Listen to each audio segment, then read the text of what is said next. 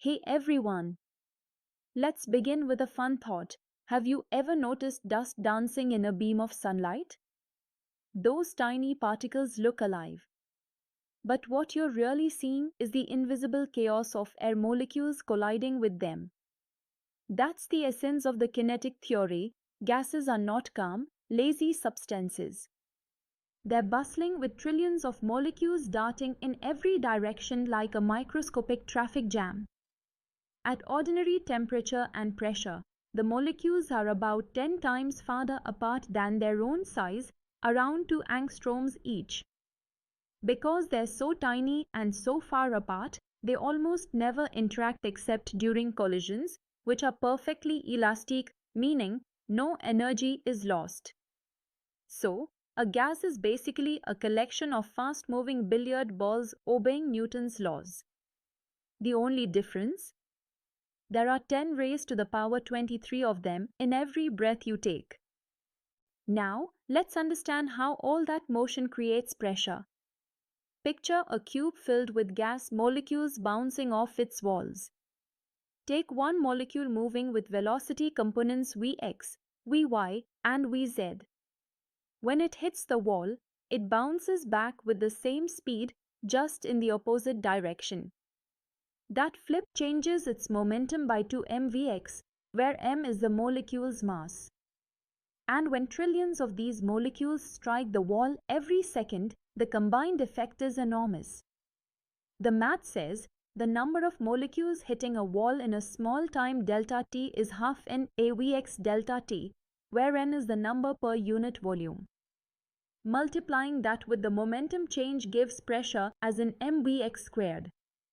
So, pressure isn't some mysterious pushing force, it's just the collective hammering of molecules against the container walls.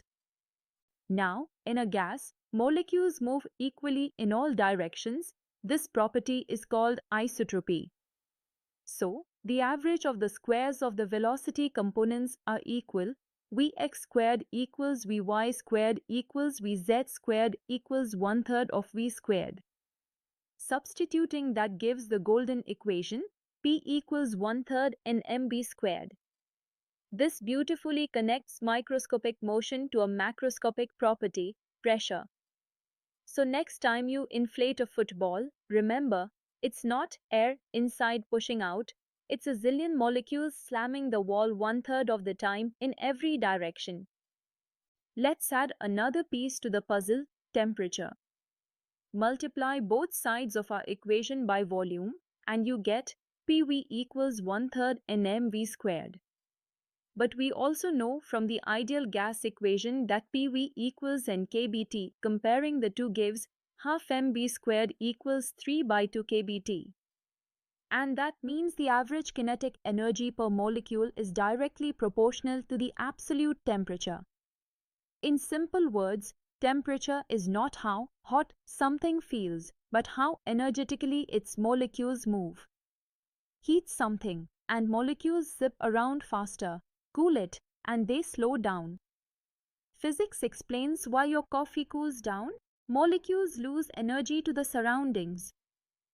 Now, if we sum up the kinetic energies of all molecules, we get the internal energy of the gas. E equals n times half mv squared, which becomes 3/2 nkBT, or equivalently 3/2 mu RT, where mu is the number of moles. This tells us that for an ideal gas, internal energy depends only on temperature, not on pressure or volume. Also, there's a neat connection. PV equals 2/3 of the total energy. So, heating a gas increases molecular energy, and since they collide harder with the walls, the pressure rises. Simple and satisfying. Let's add a little variety. What happens if we mix gases, like oxygen and nitrogen in air? Each gas contributes its own share of pressure, as if it were alone. Mathematically, P equals 1/3 times N1m1v1 squared plus N2m2v2 squared plus so on. But since all gases at equilibrium have equal average kinetic energy, that is, half mv squared equals 3/2 kilobyte T, the total pressure simplifies to P equals N1 plus N2 plus and so on, kBT, that's Dalton's law of partial pressures. Each gas in a mixture behaves independently. So, in your lungs right now, oxygen, nitrogen, and carbon dioxide are peacefully coexisting, each minding its own molecular business. Let's put some real numbers into the theory. Suppose we have nitrogen gas at a temperature of 300 Kelvin. Its molecular mass is 28 atomic mass units, that's equivalent to 4.65 times 10 to the power of negative 26 kilograms. Now, from our formula, the mean square speed equals 3k sub bt divided by m. Substituting the values, we get v squared equals open bracket 3 multiplied by 1.38 times 10 to the power of negative 23 multiplied by 300 close bracket divided by open bracket 4.65 times 10 to the power of negative 26 close bracket. That simplifies to open bracket 5.16 times 10 to the power of 5 close bracket squared. Taking a square root, we get the root mean square speed (ms) equals 516 meters per second. That's roughly the speed of sound in air. So yes, when you speak, the air molecules literally carry your words at about half a kilometer every second. So, what's the big picture? Gases are made of endlessly moving molecules that collide elastically and obey Newton's laws. Pressure comes from these collisions. Temperature is a measure of their average kinetic energy. And the ideal gas law ties it all together, PV equals N kilobyte T. It's fascinating how the invisible motion of molecules explains everything, from how tires inflate to how weather balloons rise. So next time you see steam swirling from your cup of tea, just smile, you're watching kinetic theory in action. Alright, that's it for today.